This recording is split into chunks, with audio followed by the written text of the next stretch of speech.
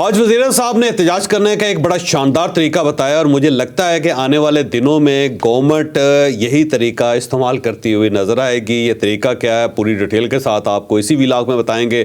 اور گنڈاپور صاحب نے اعلان کر دیا ہے کہ 2025 میں یا ہم ہوں گے یا یہ ہوں گے، اور یہ سسٹم جو ہے نا اس طرح نہیں چل سکے گا۔ اور ساتھ انہوں نے کلیم کیا ہے کہ سب سے زیادہ ترقی، سب سے زیادہ ریونیو جو ہے وہ خیبر پختونخوا کے اندر ہوا ہے۔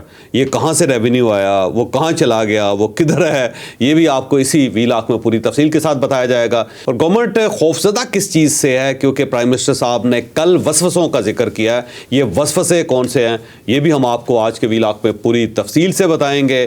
اور یہ اڑان پاکستان پروجیکٹ جو ہے یہ ہے کیا، اور کیا واقعی یہ ورکیبل ہے، اس میں سے کچھ نہ کچھ انڈے اور بچے نکل سکیں گے یا نہیں، یہ بھی ہم آپ کو آج کے ویلاگ میں بتائیں گے۔ لیکن ویلاگ کی طرف جانے سے پہلے میری آپ سے ریکویسٹ ہے کہ چینل کو سبسکرائب ضرور کیجیے گا، اور یہ جو بیل آئیکن ہے اس کو ضرور پریس کریں تاکہ نوٹیفیکیشن آپ کو ملتا رہے۔ اور یہی وہ سپورٹ ہے، یہی وہ فیور ہے جو آپ ہماری کر سکتے ہیں۔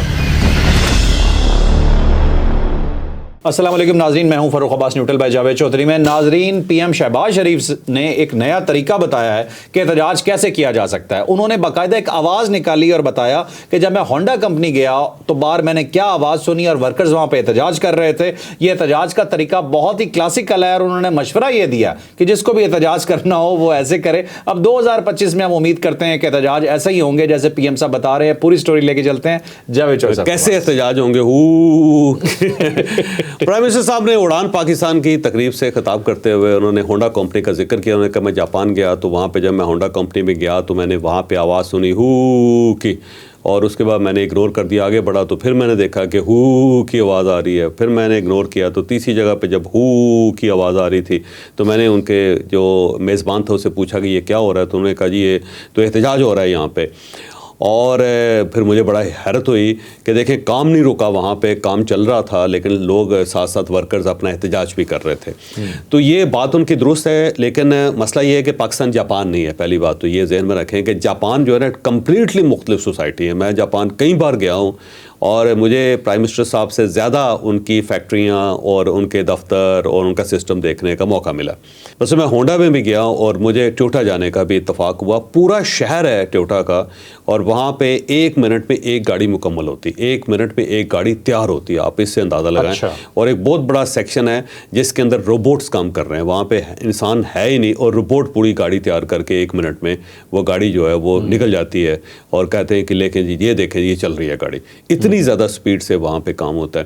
اور جس ہونڈا کمپنی کی وہ بات کر رہے تھے، میں فرق آپ حیران ہوں گے کہ ٹوکیو کے اندر اس کا جو مالک ہے اس کا اپنا ایک گھر ہے، اور وہ جو گھر ہے اتنی بڑی کمپنی جو پوری دنیا کے اندر چل رہی ہے، اور میجر وہ اس وقت اس کی ایکسپورٹ ہے، اور آپ دنیا میں کسی کونے میں بھی چلے جاتے ہیں آپ کو وہاں پہ ہونڈا اور ٹویوٹا کی آپ کو گاڑیاں نظر آتی ہیں۔ تو ہونڈا کمپنی کا مالک جو ہے وہ تو ظاہر ہے بہت بڑا ولاز اور بڑا پیلس افورڈ کر سکتا ہے، لیکن ٹوکیو شہر کے اندر 16 مرلے کا گھر ہے اس کا، اور جس کی صفائی وہ خود کرتا ہے۔ جی وہ خود صبح اٹھ کے اپنا واش روم خود صاف کرتا ہے، اپنے گھر کی صفائی خود کرتا ہے، پھر اس کے بعد وہ ٹرین پہ بیٹھ کے جاتا ہے، اور اس کے بعد وہ سارا اپنا کام کرتا ہے۔ اور اتنی بڑی کمپنی ہے، اور یہ جو ٹویوٹا ہے یہ بندے کے نام پہ ہے، یہ ذہن میں رکھیے گا، بندہ ہے، اور وہ مستری تھا ایک عام آدمی جس نے یہ سٹارٹ کی تھی۔ اس لیول پہ وہ لوگ کمپنی کو لے گئے۔ اور سوسائٹی کا عالم یہ ہے جاپنی سوسائٹی کا کہ وہاں پہ ہر سکول کے اندر جب صبح بچے جاتے ہیں تو آدھا گھنٹہ پہلے جاتے ہیں، اور بچے اپنے ٹیچرز کے ساتھ مل کے پورے اسکول کی صفائی کرتے ہیں۔ وہاں پہ سویپر نہیں ہوتا کسی واش روم کو صاف کرنے کے لیے یا کلاس روم کو صاف کرنے کے لیے، بچے اور ٹیچرز خود کرتے ہیں۔ اور اس کے بعد جب وہ چھٹی ہو جاتی ہے تو چھٹی سے پہلے بھی سارے بچے جو ہیں وہ پورے اسکول کو صاف کر کے جاتے ہیں۔ اگر آپ کسی بھی آفس میں چلے جائیں گے وہاں پہ تو ایک ورکر جو آدھا گھنٹہ پہلے آئے گا اپنی ڈیوٹی سٹارٹ ہونے سے پہلے، اور آ کے اپنا ڈیسک اور ساری چیزیں صاف کر کے ہر چیز کرینے کے ساتھ لگائے گا، اور ایگزیکٹ وقت کے اوپر وہ اپنی کھڑکی کھول دے گا یا پھر وہ کام سٹارٹ کر دے گا۔ اور جب اس کی چھٹی کا وقت ہوگا تو اس میں بھی پھر وہ 15 منٹ رکے گا گا اور ہر چیز سلیقے کے ساتھ لگا کے پھر اس کے بعد وہ گھر جائے گا. ٹھیک ہے. اور چھٹی نہیں کرتے لوگ. اور بلکہ وہاں پہ جو احتجاج کرنے کا یہ بھی طریقہ ہے کہ اگر آپ نے اسٹیٹ کے خلاف ہی احتجاج کرنا ہے تو آپ اپنا کام پورا کریں گے. کام کرنے کے بعد پھر آپ اپنے جو آفس ہوگا اس سے آپ اجازت لیں گے کہ ہم احتجاج کرنا جانا چاہتے ہیں, اور آدھا گھنٹہ وہ کہیں گے جی ہمیں الاؤ کر دیں, اور اس کے بعد جا کے سڑک پہ جا کے آپ احتجاج کریں گے پلے کارڈ لے کے, اور سمپل ایک سائڈ پہ کھڑے ہو کے اپنا ایک احتجاج ریکارڈ کروائیں گے. واپس آئیں گے, واپس آ کے وہ جو آدھا گھنٹہ بھی آپ نے مس کیا ہے اس کے مقابلے میں آپ آدھا گھنٹہ زیادہ کام کریں گے. اچھا. لوگ وہاں پہ کام کر کے جائیں گے. تو اگر تو پاکستان جاپان ہے پھر تو ٹھیک ہے, پھر تو صحیح ہے, پھر تو ہو جانا چاہیے, کیونکہ پھر تو ہمارے جو پرائم منسٹر صاحب ہیں ان کو بھی او کر کے بات کرنی چاہیے تھے, بجائے اس کے کہ یہ آصف علی زرداری صاحب کے بارے میں کہتے ہیں کہ ان کو گریبان سے پکڑوں گا, الٹا لٹکاؤں گا, پھانسی دوں گا یہاں پہ.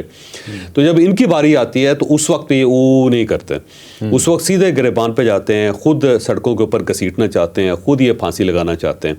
اور جو عمران خان صاحب کے بارے میں انہوں نے اس سے پہلے جو کہا تھا وہ بھی سب کے سامنے. میرا خیال ہے ہم نے اگر واقعی جاپان بننا ہے تو پھر ہمیں ساری نامز ان کی جو ہے اڈاپٹ کرنی پڑیں گی, اور پھر واقعی اپنے ملک سے محبت کرنی پڑے گی. یہ نہیں ہے کہ آپ اگر پرائم منسٹر ہیں, اقتدار میں ہیں, تو آپ بڑے حب الوطن ہیں اور آپ کی ملک کے ساتھ بڑی وفاداری ہے, اور آپ یہ سمجھتے ہیں کہ احتجاج اس طرح کرنا چاہیے, اس طرح نہیں کرنا چاہیے جس طرح گنڈا پور صاحب کر رہے ہیں. لیکن جب آپ اپوزیشن میں آتے ہیں تو پھر آپ کے سارے تیور بدل جاتے ہیں, پھر آپ سب کچھ ہی کرتے ہیں. میاں نواز شریف صاحب نے محترمہ بینظیر بھٹو صاحبہ کے خلاف بہت احتجاج کیے ہوئے ہیں. انہوں نے آمریت میں جناب پرویز مشرف کے خلاف بھی بہت کیے ہوئے ہیں, اور ایک دوسرے کا گریبان بھی انہوں نے پکڑا ہوا ہے, ایک دوسرے کی غلط قسم کی تصویریں بھی پھینکی ہوئی ہیں, ایک دوسرے کے اوپر دوپٹے اور چوڑیاں بھی پھینکی ہوئی ہیں. تو یہ جو اپنا وقت ہوتا ہے اس میں سارے بھول جاتے ہیں. عمران خان صاحب بھی بہت لوگوں کو مشورے دیا کرتے تھے کہ ملک اس طرح نہیں چلتا, اور اگر آپ اسٹیٹ کی ریٹ سے کھیلیں گے تو اسٹیٹ سیدھی ہوگی, پھر آپ کو گولی بھی لگے گی وغیرہ وغیرہ. لیکن اب دیکھ لیں وہ بھی ہو نہیں کر رہے, وہ بھی یلغار ہی کر رہے ہیں. تو بہتر تو یہ ہے کہ جاپنیز طریقہ ہے کہ آپ اس کو استعمال کر لیں, لیکن اب سمجھ نہیں آ رہی کہ کیسے استعمال کریں گے, کیونکہ مجھے خطرہ ہے کہ یہ مذاکرات چل رہے ہیں نا, اور یہ مجبوری ہے ظاہر ہے گورنمنٹ کی بھی اور عمران خان صاحب کی, اور اگر یہ مذاکرات کامیاب ہو گئے تو پھر شاید میاں شہباز شریف صاحب باہر بیٹھ کے ہو ہی کر رہے ہوں گے. پھر یہی طریقہ ہے, اور اس ہو سے اگر وہ بچنا چاہتے ہیں تو پھر انہیں چاہیے کہ مذاکرات کو روکیں, اس کو کامیاب نہ ہونے دیں, کیونکہ بڑے چانس ہیں کہ شاید میاں شہباز شریف صاحب جو ہیں وہ باہر بیٹھے ہوں اور اس کے بعد ہو کر کے سب لوگوں کو بتا رہے ہوں کہ ہمارے ساتھ بڑی زیادتی ہوئی. ٹھیک ہے. اور صاحب لگ رہا ہے کہ پہلا یہ اس طرح کے کوئی مذاکرات ہو رہے ہیں جس میں دونوں فریق یہ چاہتے ہیں کہ یہ کہیں کامیاب نہ ہو جائیں. لیکن نہیں, عمران خان صاحب تو چاہتے ہیں کہ کامیاب ہو جائیں, لیکن ساتھ وہ چاہتے ہیں کہ ان کی عزت بھی بچ جائے, اور بڑے باوقار طریقے سے وہ ایک فاتح کی حیثیت سے, جس طرح انہوں نے ایک کل رات کو ٹویٹ بھی کی ہے کہ جی ہم نے یہ فتح ان قریب ہے, تو وہ تو چاہتے ہیں کہ اس طرح فتح یاب ہو کے اور وہ بنی گالا جائیں اور شیخ رشید آ کے منہ چومیں ان کا. تو لیکن گورنمنٹ جو ہے وہ نہیں چاہتی کہ عمران خان صاحب کی شرطیں جو ہے وہ منظور ہو جائیں, جوڈیشل کمیشن بن جائے, یا پھر کوئی لوگ رہا کرنا پڑ جائیں, یا پھر کہیں نہ کہیں عمران خان صاحب کو ریلیف دینی پڑ جائے. تو کیونکہ اگر عمران خان صاحب باہر آ گئے نا تو مجھے لگتا ہے پھر گورنمنٹ کے پاس ہو کے علاوہ کوئی اور آپشن نہیں بچے گا. ٹھیک ہے, ٹھیک ہے. ناظرین, ہمارا پہلا ٹاپک آپ نے سنا, بیسکلی پی ایم یہ کہنا چاہ رہے تھے کہ احتجاج پر امن کریں, اور اس طریقے سے کریں کہ رجسٹر بھی ہو جائے, لیکن یہ انہیں بھول گیا کہ وہ سوسائٹی اور ہے, وہ کلچر اور ہے, وہ اور طرح کے لوگ ہیں, وہ ہم سے بہتر لوگ ہیں. اپنا ماضی بھی بھول گئے ہیں کہ خود بھی ہو نہیں کرتے تھے, بلکہ انہوں نے افتخار محمد چودھری صاحب کو بحال کرانے کے لیے میاں نواز شریف صاحب نے پولیس کی جو ساری رکاوٹیں تھیں وہ توڑ دی تھیں, اور پنجاب پولیس کو آگے لگا کے انہوں نے سائڈوں پہ پھینک کے وہ باہر نکلے تھے. تو اس وقت بھی میاں صاحب کو چاہیے تھا کہ وہ بھی ہو کر کے کام چلا لیتے. ٹھیک ٹھیک ہے.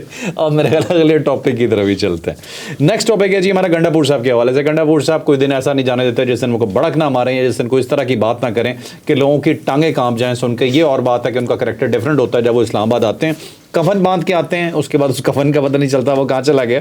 اب وہ کہتے ہیں کہ 2025 میں یا تم نہیں یا ہم نہیں. وہ انہوں نے نظام لپیٹنے کی دھمکی دے دی ہے. انہوں نے کہا یہ نظام اس طرح سے نہیں چل سکتا, ہم اس نظام کو لپیٹ دیں گے. اب اس دھمکی کا کیا امپیکٹ ہونے جا رہا ہے, اور 2025 میں پی ٹی آئی یا گنڈا پور صاحب کیا کرنے جا رہے ہیں, اسٹوری لے کے چلتے ہیں. جاوید چودھری صاحب, اب دیکھیں آج ہے 1 جنوری اور 2025 کا پہلا دن ہے, اور گنڈا پور صاحب نے کل 31 دسمبر کو جو پچھلا 2024 کا سال تھا اس کو اس گنڈاسے کے ساتھ رخصت کیا ہے کہ جی 2025 میں یا ہم نہیں ہیں یا یہ نہیں ہے, اس سسٹم کو ہم چلنے نہیں دیں گے. ایسا ہی ہے نا جی. بالکل.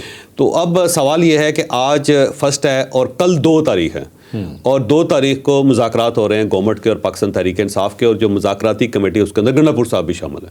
ٹھیک ہے. تو اب یہ ایک گنڈا پور صاحب ہیں جو 31 دسمبر کو جنہوں نے دھمکی دی تھی، اور دوسرے گنڈا پور صاحب کا ظہور ہوگا کل، جہاں پہ وہ گورنمنٹ کے سامنے بیٹھے ہوں گے اور پھر ان کے ساتھ مذاکرات کر رہے ہوں گے. اور مذاکرات پہ یہ نہیں ہے کہ آپ صرف ٹیک ہی ٹیک کرتے رہیں، آپ کو گیو بھی کرنا پڑتا ہے. کچھ نہ کچھ آپ کو دینے کے لیے کچھ نہ کچھ آپ کو لینا پڑتا ہے، کچھ نہ کچھ لینے کے لیے آپ کو کچھ نہ کچھ دینا پڑتا ہے. مذاکرات کا مقصد یہ ہے. اور اگر فرض کریں کہ وہ اتنے ہی بہادر ہیں اور اتنے بڑے ٹیپو سلطان ہیں اور اتنے بڑے محمود غزنوی ہیں جو کہتے تھے کہ روزانہ حملہ کریں گے، تو جو حملہ انہوں نے 24 نومبر کو کیا تھا اسی میں سے وہ فائدہ اٹھا لیتے، سومناتھ کے مندر توڑ لیتے، بلکہ وہ اپنا کفن ہی یہاں چھوڑ کے بھاگ گئے. اور انہوں نے یہ کہا تھا کہ ہم نے واپس نہیں آنا، اور اگر ہم واپس نہ آئیں تو ہمارے خاندانوں کو یہ پتہ لگ جانا چاہیے کہ وہ جنازہ پڑھ لیں ہمارا. لیکن جس طرح وہ یہاں سے گئے ہیں اور ساتھ بشرا بی بی کو بھی لے کے گئے ہیں اور ساتھ عمر ایوب صاحب کو بھی لے کے گئے ہیں اور کارکنوں کو یہاں چھوڑ گئے ہیں، وہ آج بھی جیلوں کے اندر دھکے کھا رہے ہیں. ان کے لیے کوئی وکیل کا بندوبست نہیں ہو سکا، ان کی فیملیاں رول گئی ہیں، اور اس سردی کے اندر وہ بیچارے خوار ہو رہے ہیں ہر طرف.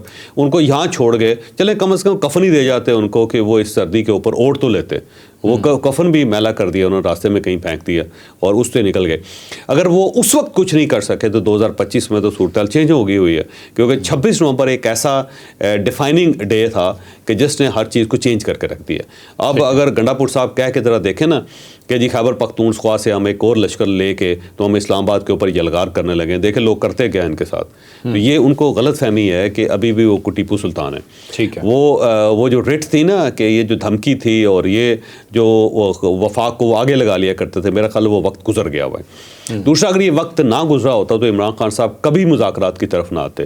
گورنمنٹ نے تو بہت پہلے آفر کی تھی، جب گورنمنٹ چپ کر گئی تو اس کے بعد عمران خان صاحب نے خود ہی کمیٹی بنا دی، خود کمیٹی بنا کر انہوں نے کہا لے جی مذاکرات کریں، اور وہاں سے یہ پریشر آیا اور پھر ان کے لوگ جا کے اسپیکر صاحب سے ملے ہیں اور پھر میاں نواز شریف صاحب کے ساتھ رابطہ ہوا ہے. میاں نواز شریف صاحب نے پھر الاؤ کیا اپنی پارٹی کو کہ آپ مذاکرات کریں، اور اس سے یہ مذاکرات ہو رہے ہیں. تو میرا نہیں خیال کہ یہ گنڈا پور صاحب جو ہیں اپنی اس بات پہ کو عمل کر سکیں گے، کیونکہ اس سے پہلے وہ کئی بار کفن پہن کے دوبارہ کفن کھول بھی چکے ہیں اور پتہ نہیں کس کو دے دیا انہوں نے. تو اگر پچھلی مرتبہ کچھ نہیں ہو سکا تو اگلی مرتبہ بھی کچھ نہیں ہوگا. بس یہ میرا خیال ہے ان کا خون کھول پڑتا ہے جب وہ کسی کیمرے کو دیکھتے ہیں یا مائک کو دیکھتے ہیں، تو وہ ان کے اندر سے کوئی ایک آدمی نکلتا ہے جو اس قسم کی بڑک مارتا ہے، اور جب جو پہلے والا آدمی ہے جب اس کے اوپر پڑتا ہے تو پھر وہ معاملات کو سیٹل کر کے واپس چلا جاتا ہے. ٹھیک ہے. چور صاحب انہوں نے ایک اور بات بھی کی ہے، انہوں نے کہا جی 44% ریونیو ہمارے صوبے نے دوسرے صوبوں سے زیادہ جنریٹ کیا ہے. پچھلی دفعہ سے کمپیریزن اپنا بھی کر رہے تھے، اور وہ کہتے ہیں کہ سب سے زیادہ ترقی یافتہ صوبہ جو ہے وہ کے پی ہے، کسی کا مقابلہ ہمارے ساتھ نہیں ہے. وہ میرا خیال ہے انہیں یہ بات کے پی کے لوگوں کو بتانی چاہیے، وہاں پہ جو ٹیچرز ہیں ان کو بتانی چاہیے، جو پولیس ہے اس کو بتانا چاہیے. یہ واحد صوبہ ہے جس کے اندر پولیس نے ہڑتال کی تھی، پولیس باقاعدہ سڑکوں کے اوپر بیٹھ کے احتجاج کرتی رہی، اور یہ ان کے پاس گئے نہیں ملنے کے لیے، اور ان کے مطالبات انہوں نے سنے. پھر جو کرم ہے، پارا چنار کی صورتحال ہے وہ بھی ان کے سامنے ہے. پھر افغانستان کے بارڈر کے اوپر جو کچھ ہو رہا ہے وہ بھی ان کے سامنے ہے. اور پھر جو ان کی اپنی پارٹی کے اندر جو رفٹ چل رہی ہے، 35 اور 37 ایم پی ایز ہے جو ایک سائڈ پہ بیٹھے ہوئے ہیں، وہ دیکھ لیں. دوسرا اگر گنڈا پور صاحب سارا دن عمران خان صاحب کی رہائی کے لیے کام کرتے رہیں گے تو وہ اپنے صوبے کے لیے کام کہاں کریں گے، کیسے کریں گے؟ اگر تو انہوں نے پچھلے 9 مہینے میں کوئی کمال کیا ہے تو میرا خیال ہے انہیں وہ کمال بتانا چاہیے تاکہ لوگوں کو بھی پتہ چلے کہ یہ تو یہاں پہ دودھ کی اور شہد کی نہریں بہہ رہی ہیں مسلسل. اور صورتحال تو یہ ہے کہ وہ اپنے ڈی آئی خان جو اپنا ان کا ضلع ہے وہاں نہیں جا سکتے، رات کے وقت وہ وہاں سے نکل نہیں سکتے، اور رات کے وقت وہاں پہ ٹریفک بند ہو جاتی ہے، وہاں پہ پولیس جو ہوتی ہے وہ گھروں کو چلی جاتی ہے، اور بعد میں وہاں پہ اور لوگ آ جاتے ہیں جو رات کو پورا صوبہ رن کرتے ہیں. اور اس کے ساتھ ساتھ وہاں ان کے اپنے لوگ یہ کہہ رہے ہیں کہ ہمیں بھتے کی پرچیاں آتی ہیں، اور خود وہ بار بار اسٹیٹ سے کہتے ہیں جی ہمیں ایف سی دے دیں، کس کے لیے؟ پارا چنار کے لیے. تو یہ وہاں صورتحال ہے. آپ پولیس کی صورتحال وہاں پہ دیکھ لیں، ٹیچرز کی دیکھ لیں، جو نرسنگ سٹاف ہے اس کی صورتحال دیکھ لیں. وہاں پہ کارڈیالوجی کا ہسپتال نہیں ہے، لوگ وہاں سے علاج کروانے کے لیے جو دل کے مریض ہیں اور بالخصوص بچے جو ہیں وہ پنجاب جاتے ہیں، لاہور جاتے ہیں. آپ کو پتہ اگر لاہور میں ان کے بچوں کا، خیبر پختونخوا کے بچوں کا دل کا جو علاج ہے وہ ہوتا ہے، یا پھر وہ راولپنڈی آتے ہیں یا پھر اسلام آباد آتے ہیں. تو صورتحال بالکل ڈیفرنٹ ہے، اور جو وہ کلیم کر رہے ہیں وہ مکمل طور پہ مختلف ہے. اور دوسرا یہ ہے کہ جو ان کا ڈیولپمنٹ کا بجٹ ہوتا ہے وہ لیپس کر جاتا ہے, پھر وہ کہتے ہیں کہ ہمارے پاس پیسے بھی نہیں ہیں, تو عجیب سا رونا پیٹنا وہاں پہ چل رہا ہے. تو گنڈا پور صاحب کو چاہیے کہ وہ ساری جو کارکردگی ہے 44% گروتھ کی, انہیں چاہیے کہ وہ اپنے لوگوں کو بتائیں, ان کو سمجھائیں کہ یہ جب چیزیں ہم نے بدل دی ہوئی ہیں اور بڑا آئیڈیل صوبہ ہے, یہاں پہ تو کوئی مسئلہ ہی کوئی نہیں ہے, اور جب لوگوں کو یقین آ جائے گا تو پھر باقی سب کو بھی آ جائے گا. ٹھیک ہے. اچھا چوہدری صاحب, آخری سٹوری پہ جانے سے پہلے میں کچھ لوگوں کی رائے پڑھ رہا تھا, کامنٹس بہت زیادہ کرتے ہیں لوگ. کچھ لوگوں کی اس رائے تھی, کل ہم نے ایک سٹوری کی تھی اس کے اوپر کہ 10 ارب روپے کی گندم خراب ہو گئی, تو لوگ کہتے ہیں گندم خراب نہیں ہوئی ہے, ہو سکتا ہے گندم پہلے ہی بیچ دی گئی ہو, خراب ڈکلیئر کر کے یہ کہہ دیں کہ ہم نے تو ساری تلف کر دی, یہ نہ ہو کہ درمیان میں سے چوری ہو گئی. ہو سکتا ہے ایسا بھی ہو کہ وہ گندم کسی نے دیکھی تو نہیں ہے نا سر, یہاں تو میرا خیال ہے گورنمنٹ دکھا دے, اور اسے چاہیے کہ بوریاں جو ہیں باہر رکھ دے دھوپ میں, انہیں کہ یہ پڑی ہوئی ساری. ٹھیک ہے, کچھ بھی ہو سکتا ہے یار پاکستان میں ویسے آنیسٹلی. ٹھیک ہے, بڑی مایوسی میں 2025 میں داخل ہو رہے ہیں.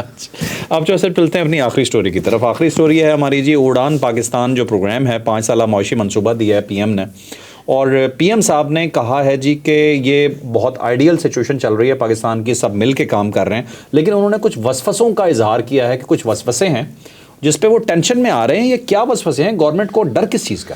اچھا, وہ ڈر کی طرف تو آتے ہیں, لیکن یہ جو منصوبہ ہے نا 5 سال کا ترقیاتی منصوبہ, میرا خیال ہے بڑا زبردست ہے, اقتصادی منصوبہ ہے, اور اڑان پاکستان اس کا نام بھی رکھا ہے, اچھی بات ہے. اور یہ جو پروجیکٹس ہیں یہ بہت پہلے سٹارٹ ہو جانے چاہیے تھے. مجھے اس وقت منموہن سنگھ صاحب یاد آ رہے ہیں جو ظاہر جہانی ہو چکے ہیں. نرسیما راؤ کی گورنمنٹ میں وہ وزیر خزانہ تھے, 1991 میں وہ وزیر خزانہ بنے تھے. 1992 میں وہ ایک پورا پروجیکٹ لے کے اپنے پرائم منسٹر کے پاس گئے تھے. انہوں نے کہا دیکھیں پاکستان ہم سے سائز میں 6 گنا چھوٹا ہے, اور اس کی اکانومی جو ہے نا اس کا سائز بھی بہت چھوٹا ہے, لیکن اس کے اکاؤنٹ میں بھی $2 بلین ہیں جو ریزروز ہیں, اور ہمارے اکاؤنٹ میں بھی $2 بلین ریزرو ہیں. یعنی انڈیا اور پاکستان دونوں برابر ہو گئے ہیں, اور بے روزگاری جو ہمارے اندر زیادہ ہے, اور پروگرس جو ہے وہ بھی ہم اتنی نہیں دکھا پا رہے. تو ہمیں چاہیے کہ کم از کم پاکستان سے تو آگے بڑھ جائیں. تو پھر نسیمہ راؤ صاحب نے پوچھا کہ کیا اس کا ہونا چاہیے, تو انہوں نے پورا ایک پلان بنا کے دیا کہ 20 سال کا پلان ہے, اور یہ ایک اکنامک ریوائول کا پلان ہے.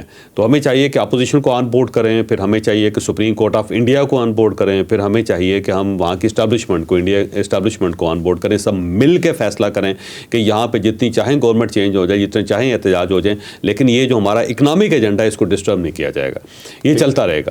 تو اس وقت پھر ایک وہاں پہ پی سی ہوئی تھی جس کے اندر سارے اسٹیک ہولڈر بیٹھے تھے. انہوں نے بیٹھ کے 20 سال کا ایک منصوبہ طے کیا تھا جس میں 1% بھی فرق نہیں آیا, اور اسی سے شائننگ انڈیا بنا, کیونکہ اس کو شائننگ انڈیا جو تھے وہ بنانا چاہتے تھے منموہن سنگھ. تو منموہن سنگھ کا جو پروجیکٹ تھا اس سے پورا, اور انہوں نے پوری اکانومی کو لبرلائز کیا. اس سے پہلے سوشلزم تھی وہاں پہ, اس ٹائپ کی اکانومی تھی. اور یہ سارا جو سلسلہ ہے اس سے پہلے میاں نواز شریف صاحب نے سٹارٹ کیا تھا. یاد رکھیں کہ میاں نواز شریف صاحب نے اکانومی کو لبرلائز کرنا شروع کیا تھا, اور وہ منموہن سنگھ صاحب کو یہ پروجیکٹ اچھا لگا تھا, اور انہوں نے اس کو اسی طرح اٹھا لیا. اس کے بعد 91 کی بات ہے, یہ 92 کی بات ہے. ٹھیک ہے. اور اس کے بعد آپ دیکھ لیں پھر وہ پرائم منسٹر بنے تھے. پھر 2004 میں پھر انہوں نے اس سارے معاملے کو بہت آگے بڑھایا, وہ بڑھاتے چلے گئے, اور انڈیا جو آج کہاں 274 ان کے بلینر ہیں اس وقت, اور صرف ان کے امبانی کی جو دولت ہے یا ان کا جو ٹرن اوور ہے وہ پاکستان کے ٹوٹل ٹرن اوور سے, پاکستان کی ٹوٹل اکانومی سے زیادہ ہے. اور یہ صرف ایک جو انیشیٹو تھا اس کا یہ نتیجہ نکلا.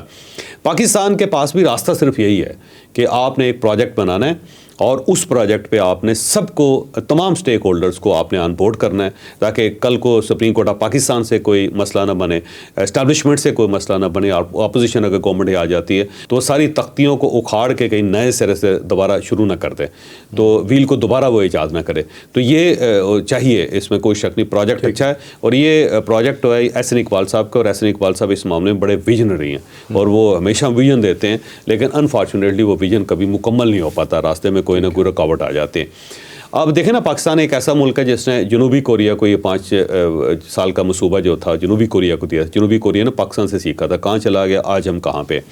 آپ کو شاید یہ جان کے حیرت ہوگی کہ جو ملیشیا کا جو آئین ہے وہ پاکستان نے بنایا ہوا ہے. شریف الدین پیرزادہ صاحب نے, صاحب نے ہم سے آج تک آئین چل نہیں سکا, اور دوسرے ملک کے اندر ہم نے ان کو ڈیزائن کر کے دیا ہوا ہے. تو بہت ساری ایسی چیزیں جو پاکستان کی بڑی حیران کن ہے, لیکن ہم نے مت مار کے رکھ دی اپنے ملک کی. تو ہونا تو یہی چاہیے کہ عمران خان صاحب کو بھی آن بورڈ کریں, سپریم کورٹ کو بھی آن بورڈ کریں, اسٹیبلشمنٹ تو ظاہر گورنمنٹ کے ساتھ ہے اس وقت. یہ جو 5 سال کا منصوبہ ہے نا, کم از کم اس کو تو مکمل کریں کسی طریقے سے, تاکہ پاکستان آگے تو بڑھ سکے. وہاں پہ ظاہر تقریر کرتے ہوئے پرائم منسٹر صاحب نے یہ بھی کہا کہ جی ہم تو 1 پیج پہ، اتنا 1 پیج کبھی ہوا ہی نہیں. یہ ہر گورنمنٹ کو یہ غلط فہمی ہوتی ہے. جب بھی گورنمنٹ آتی ہے وہ یہی دعویٰ کرتی ہے کہ دیکھیں ہم تو 1 پیج پہ ہیں جی، اور اتنا تعاون تو اسٹیبلشمنٹ کی طرف سے ہمیں کبھی ملا ہی نہیں، اور اب پاکستان جو ہے وہ اڑ کے دکھائے گا اور تبدیل ہو کے دکھائے گا. لیکن پھر اس کے بعد کوئی نہ کوئی ایسا آتا ہے موقع کہ پھر عمران خان صاحب کو جانور کہنا پڑ جاتا ہے، یا پھر وہ ان کو میر جعفر اور میر صادق کہنا پڑ جاتا ہے، اور پھر غدار بھی قرار دینا پڑتا ہے. میاں نواز شریف صاحب جو ہیں پھر ان کو سوال کرنے پڑتے ہیں کہ جی جنرل باجوہ صاحب سے سوال ہے، جنرل رامے صاحب سے سوال ہے، اور ساتھ ساتھ وہ کہتے ہیں کہ جنرل فیض حمید سے بھی سوال ہے، اور پھر مجھے کیوں نکالا. پھر وقت آ جاتا ہے، محترمہ بے نظیر بھٹو بھی اعتراض کر دیتی ہیں، میاں نواز شریف صاحب بھی، عمران خان بھی، سب اعتراض کر دیتے ہیں. تو اب وسوسے جو ہے نا اس کی طرف آتے ہیں. تو وسوسے جو ہیں وہ میرا خیال ہے یہ ہیں کہ کہیں مذاکرات کامیاب نہ ہو جائیں، کیونکہ گورنمنٹ مذاکرات نہیں چاہتی، اس کو پتہ ہے کہ اس کے اندر ہمیں نقصان ہے، اور میرا خیال ہے کوئی مجبوری ہے ان کی جس کی وجہ سے انہوں نے عمران خان صاحب کا پھیلا ہوا ہاتھ پکڑا ہے. دوسری طرف عمران خان صاحب جو ہیں وہ ہر صورت چاہتے ہیں کہ یہ کامیاب ہوں، کیونکہ اس میں عمران خان صاحب کو ریلیف ملے گا. اور عمران خان صاحب اگر باہر آ جاتے ہیں اور وہ گھر پہ بیٹھ جاتے ہیں اور وہاں پہ لوگوں سے ملنا شروع کر دیتے ہیں تو پھر گورنمنٹ چلتی ہوئی نظر نہیں آتی، پھر کے علاوہ کوئی آپشن نہیں بچے. تو یہ جو وسوسے ہیں وہ یہ ہیں کہ کہیں عمران خان صاحب کو اسٹیبلشمنٹ سیٹل نہ کر دے، اور اگر یہ سیٹلمنٹ ہو گئی تو پھر ہم کہاں جائیں گے، کیونکہ ان کے پاس تو مینڈیٹ بھی نہیں ہے. تو کیسے گورنمنٹ بچائیں گے، کیسے گورنمنٹ چلائیں گے؟ ٹھیک ہے چوہر صاحب، بہت شکریہ آپ کا. آج کا ویلاگ پہلا ویلاگ ہوگا 2025 کا، یقیناً آپ کو پسند آیا ہوگا، لیکن ہمیں یاد رکھنی چاہیے وہ قربانیاں جو 2024 میں ہماری افواج نے بارڈرز پہ اور مختلف جگہوں پہ اپنے آپ کو قربان کر کے دی ہیں، ہمارے سکون کے لیے، ہماری نیند کے لیے، ہماری ترقی کے لیے. تو ان تمام فوجیوں کو، ان تمام لوگوں کو ہماری طرف سے سلام، ان شہداء کو سلام جنہوں نے اپنے گھر برباد کر کے ہمارے گھر آباد کیے ہیں. لائک شیئر سبسکرائب کرنا نہ بھولیے گا. اجازت دیجیے، اور نیا سال بھی بہت بہت مبارک ہو، یہ بھی کہیں. بالکل جی، نیا سال بہت بہت مبارک. اجازت دیجیے، اللہ حافظ.